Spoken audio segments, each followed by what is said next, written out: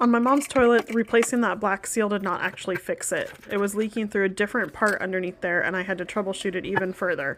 So, back again to take the bolts off, dump the water into the shower, and then remove all the pieces again. Through my troubleshooting, I determined that this whole centerpiece, the main mechanism, is what was leaking somewhere around in that area, possibly relating to that black plate as well. So it took a few times to get the correct part because the place I was getting it from didn't actually have the listing correct.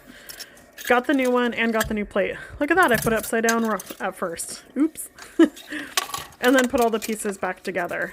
My trick here, because I did not have a pipe wrench big enough to do that, and that piece is plastic, I just used one of my sets of clamps and attached it and then was able to get enough torque to get it nice and tight. Then I put a new black seal onto there and put my bolts back in as well. I had to kind of bend that part to get it to fit right. And then secure it. Once I got all those in there and then also rehooked up the innards to connect properly, I was able to attach the water line and give it a test run.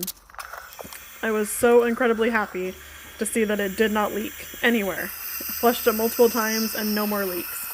So basically it's a brand new toilet, all the insides are new, and all of those seals are fixed.